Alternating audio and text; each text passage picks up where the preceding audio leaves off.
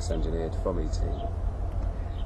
To get out there, in other words. Yeah, and also to be cloaked. I mean, otherwise, how many other governments would see this going on? So, and this was, what part, I mean, was this NASA? Where was this? Are you at liberty to say? Again, I wish I was. I find it so hard to remember all of it. It's strange, I can remember IP addresses, but lots of the names and where I was when I found particular things. I remember thinking at the time, oh, this must be NASA and the Navy, and all, you know, secret parts thereof. So it was either the Navy or NASA I was in, most likely. I think it was most likely the Navy, but I'm not entirely sure. Okay. So at this point, this kind of a discovery is really stupendous, right? I mean, for any researcher to come across something like that is pretty intense. If what I surmised to be correct was correct, yeah, and it does kind of point that way, I think. Okay, are you familiar with the Serpo story? We've mentioned it. I mentioned it to you, but I don't know if you've actually, because you're not on the web, right? You haven't been on the web for a number of years. That's correct, yeah. That's part of your, what do you call it, probation? Bail conditions, yeah. So perhaps you didn't know about it, but it's an alien-human exchange program that supposedly took place between, I think it's 1968, 1978, and there's been a release of information on the web, and I've given you an article here from the Fortean Times to kind of fill you in with it. But just offhand, in hearing about this, there were 12 astronauts that actually went to another planet. The planet was called Serpo in the Zeta Reticuli system, supposedly. Now, a lot of people say this is all disinfo, but the interesting thing is that when you say non-terrestrial officers, there's actually a chance that it could be the Serpo astronauts that this is referring to. Does that link up for you at all? Well, I mean, yeah, it certainly could do. I think all things are possible in these kind of cases. I mean, yeah, just the fact that it's not based on Earth doesn't necessarily mean it's orbiting Earth, does it? It could just be based on another planet, another solar system. Right, because it's just non-terrestrial, meaning not on the Earth. Yeah. So yeah, we're talking about people that are based somewhere else in the solar system, theoretically, whether they're circulating, circling the planet in a spaceship, or they're actually on another planet. Anyway, it's just an interesting link up that's kind of unexpected, I would say. Yeah. So what exactly happened to you when like, sort of the blow-by-blow of when you got discovered? I'd been asleep for an hour, and it was about 8 o'clock in the morning, and I think my girlfriend answered the door. It was the National High-Tech Crime Unit. 4 or 5 officers, a big police van. They came into the house. They had a warrant for the address, so unfortunately my girlfriend at the time, her and I were living in her auntie's house. We had the ground floor, her auntie had the top 2 floors, but the warrant was for the entire house. So unfortunately, as well as taking my PC, my girlfriend's PC, 4 other PCs I had there to fix for friends, they also went upstairs and took my girlfriend's auntie's PC. Then they separated us both, and they were doing the Mr. Nice and Mr. Nasty routine, like, oh, I know what you like, mate, I used to dabble a bit, if you know what I mean, and then, oh, we got into NASA and the Pentagon, did you, trying to get me to admit things before I was even in the police station. So I kept my mouth shut, obviously. And then we went down to the police station. I was there for 4 hours, which time I used to catch up on some sleep, because I was absolutely knackered. Then they brought me out of the cell after interviewing my girlfriend at the time.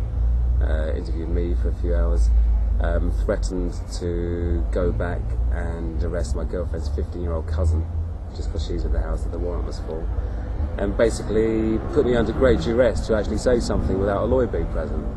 Wow. And I thought, well, bugger it, it's all on my hard drive anyway, so I may as well just tell them now, because they'll find out anyway.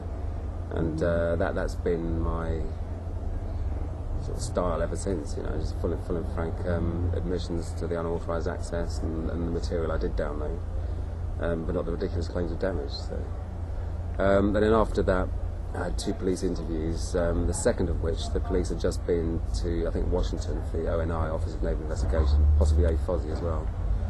And they had a very different tone then, very, very serious, and asking me more and more questions, and actually trying to get me to admit to being places that I hadn't been in, which I found interesting.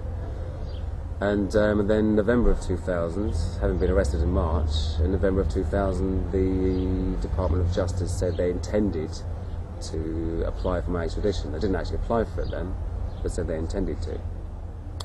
And then we waited and we waited and we waited, nothing happened. And then along came the 2003 Special US-UK Extradition Act only, which required no evidence whatsoever on the part of the Department of Justice to be provided in order to take a UK citizen.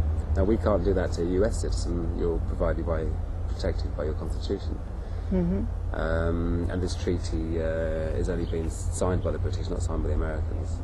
Right. So 400 people are currently under threat of being extradited with this. Are they? Yeah, and America has extradition agreements with 119 countries, and only Britain and Ireland agreed to extradite their own nationals without evidence. It's a ridiculous situation. And there's also the, I guess there's the Guantanamo Bay sort of specter out there. Yeah, someone said to me, they said the fact that most people in Guantanamo Bay haven't even had trials yet, so they're not proven to be terrorists, although I'm sure many of them may be. Whereas I've allegedly directly attacked American military sites. So, sounds like a good one-way ticket to me. And also the fact of this military order number 1, where you have a secret military tribunal, no right of appeal, no right of comment. They declare national security, and the whole thing is just in a black hole from then on. So you have a lawyer, is that right? Absolutely, yeah. Uh-huh. And I get legal aid here because I'm unemployed. You get free legal advice. Okay. And what has your lawyer, I mean, I don't know whether you're at liberty to say or how they're going to be sort of supporting you in this? We felt that District Judge Nicholas Evans, who ruled in my last hearing, didn't really properly address all of the main points we brought up. I'm not sure if he's really qualified or experienced enough to properly address them, perhaps. That's why he didn't. So we feel that we've got a better chance on the appeal of getting things changed. Also, we're actually trying to get the law changed, because it's not just about me, it's about many other people. And the fact that you can be extradited without evidence. So we're trying to get judicial reviews in motion and put some pressure on, and we've got petitions going, etc., etc. Okay, and you have a website, isn't that right? That's right, yeah, freegary.org.uk. Okay, very good. So maybe you can tell me what it is that you sort of thought when you saw the non-terrestrial officer list. I thought, wow, I'm really onto something here. But that, along with the material transfer thing, was the only two things I found. And bear in mind, this is, 99% of the time you find nothing, absolutely nothing. I was trawling these systems for years, and obviously there were times I did know where I was, but it was, very, I knew I was in the Pentagon, obviously. Sure. But a lot of the time, when you're first getting your entry into the fringes of the systems to try and obtain deeper entry and then, lever to control, you were kind of shooting blind at first. Mm-hmm. And there's a chap over here, Peter Warren, an investigative journalist, who tells me that he went over to America to interview the top brass and said, to say to them, why are you pursuing this guy so vehemently? Why is this the first extradition in a hacking case ever? And someone apparently said to him, it's not because of what he's done and what he's saying, it's where he's been and what he may have seen that he's not saying. Okay, well, let's pursue that for a second. Is there some stuff that you haven't revealed